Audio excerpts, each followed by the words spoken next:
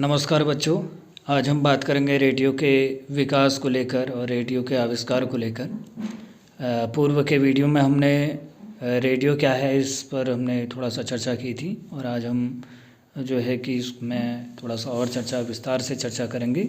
बच्चों की रेडियो जो है निरक्षरों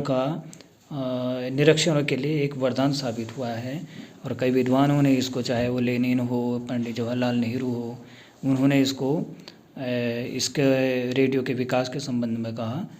लेनिन का मत था कि ये बिना कागज़ और दूरी का समाचार पत्र, इसको उन्होंने माना था। फिर जो जवाहरलाल नेहरू, उन्होंने कहा कि रेडियो मानव समाज को विज्ञान का एक वरदान है। तो उनके कहने के अनुसार था कि एक साइंस है और जो पल भर में हज़ारों मील बैठे हुए जो लोग हैं, जो दुनिया है, उसको स्थिति से अवगत कराता है। और यह एक ऐसा माध्यम है जिसकी उपयोगिता से के आभास से ही खुशी की लहर छा जाती है। हालांकि जो रेडियो का जो आविष्कार की जो कालावधि है उसको वो ज़्यादा पुरानी नहीं है और उसको हम 20वीं शताब्दी के दूसरे दशक में जो है, या 20वीं शताब्दी की दूसरे तीसरे दशक में हम उसके विकास को हम देखते हैं। तो वहाँ पे जो 1885 का जो दौर रहा, उसमें जो इटली का एक इंजीनियर था जिसको हम गुग्लियो मार्कोनी नाम से भी जानते हैं, उन्होंने जो है कि एक मोर्स कोड जिसको मैस कोड के तौर पे भी हम जानते हैं, रेडियो टेलीग्राफी से जो था कि संदेश दिया था। और उसके बाद जो के.डी. ला फॉरेस्ट थे, जो अमेरिका के वैज्ञानिक थे, उन्होंने प्रयोग के तौर पे जो है कि प्रसारण किया। और 1916 में जो उसका जो प्रायोगिक तौर पे जो दूसरा प्रसारण था, वो भी उसमें भी सफलता उन्होंने हासिल की। और रेडियो को प्रामाणिकता तब मिली जब हम देखते हैं कि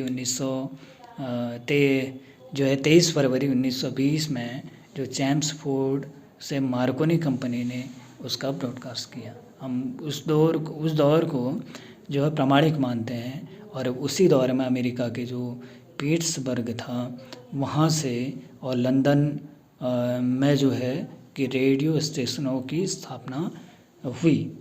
तब हम देखते हैं कि जो है रेडियो का विकास जो है, जो पश्चिम के जो देश थे, जो विदेशी देश थे, वहाँ रेडियो स्टेशन स्थापित किए।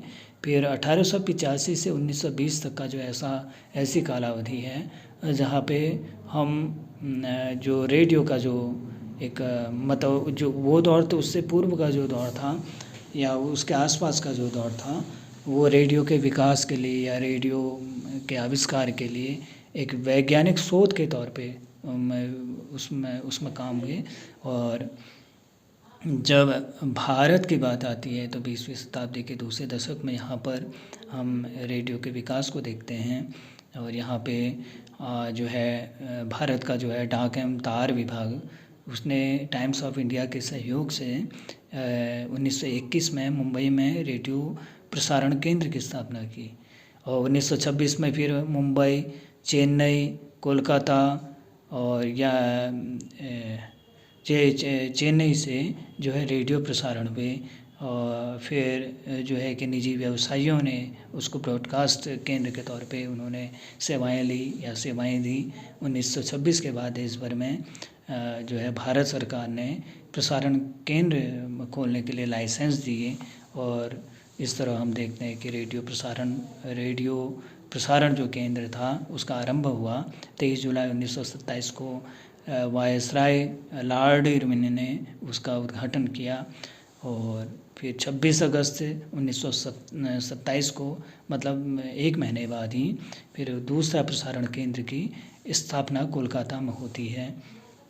पहली बार जो था बांग्ला भाषा में प्रसारित पहला रेडियो जो प्रसारण केंद्र के तौर पे हम इसको देखते हैं, जो 26 अगस्त 1927 को जो रेडियो स्टेशन या रेडियो केंद्र की जो स्थापना हुई।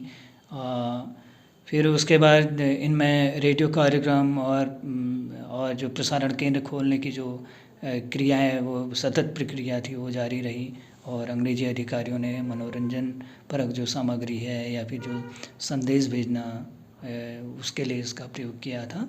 और जो है कि ये 15 किलोवाट की मीडियम क्षमता का एक जो केंद्र था, ये घाटे में आने के कारण जो है बंद हो गया। फिर बाद में इसी जो ब्रॉडकास्ट केंद्र था, इसको भारत सरकार ने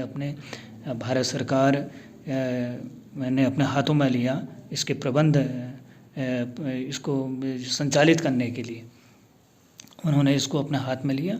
और फिर 1930 में इंडियन स्टेट ब्रॉडकास्टिंग सर्विस नाम से इसको चलाया। और फिर में जो है कि उसको जो भारत सरकार का उद्योग एवं श्रम मंत्रालय है, उन्होंने जिम्मेदारी के साथ इसको आगे बढ़ाया। और जब हम भारत में रेडियो प्रसारण या रेडियो ब्रॉडकास्टिंग सर्विस की बात करते हैं तो लियोनेल फिल्डेन एक जो है महानिदेशक थे, उन्होंने उनके दौर में या उनके समय में जो है रेडियो ने उत्तरोत्तर जो है कि विकास किया। तो इस तरीके से हम भारत में देखते हैं कि रेडियो का जो आविष्कार हुआ और जो उसका प्रारंभिक दौर था, उसमें रेडियो ने किस तरीके से प्रोग्रेस की और रेडियो प्रसारण केंद्रों की स्थापना हुई, रेडियो ब्रॉडकास्ट सर्विस की स्थापना हुई। और उसके जो बाद का दौर आता रहता है, उसमें रेडियो में जो कम क्षमता के जो केंद्र थे, उनको बड़ी क्षमताओं में परिवर्तित कर दिया गया। और आज हम देखते हैं कि ऑल इंडिया रेडियो आकाशवाणी जो है हमारे सामने ब्रॉडकास्ट होता है। ऐसे ही जो उस दौर में मैसूर की रियासतों ने भी, और जो स्वतंत्र भारत की जो रियासतें थीं, वहाँ पर भी इनका प्रसारण किया जाने लगा। और हालांकि स्वतंत्रता से पूर्व जो है रेडियो का जो विस्तार था, उसकी जो गति थी वो काफ़ी कम थी। और स्वतंत्रता के उपरांत जो है रेडियो विकास की जो स्थिति है वो तीव्र हुई। और जो भारत के उस समय प्रसारण मंत्री थे, सूचना एवं प्रसारण मंत्री वल्लभ भाई पटेल, तो उन्होंने रेडियो के विस्तार के लिए बड़ी योजना बनाई। और फिर 1974 का जो दौर देखते हैं हम, उस समय 6 रेडियो स्टेशन थे और 6,000 घंटे प्रति वर्ष की जो है कार्यक्रम जो है तैयार किए जाते थे। और फिर 1950 से जब हम देखते हैं कि 1956 के बाद जो है पंचवर्षीय योजनाएं जो आती हैं, उन पंचवर्षीय योजनाओं में रेडियो को डाल दिया गया। और वहाँ से फिर इसमें जो भारतीय भाषाएं हैं, जो भारत में बोले जाने वाली जो भाषाएं हैं, उन भाषाओं या उन क्षेत्रों में भी जो है रेडियो ब्रॉडकास्ट किया गया। तो इस तरीके से रेडियो का विकास भारत में होता है। बच्चों, अगली वाली जो वीडियो है उसमें हम किसी अन्य पक्ष पर चर्चा करेंगे। धन्यवाद।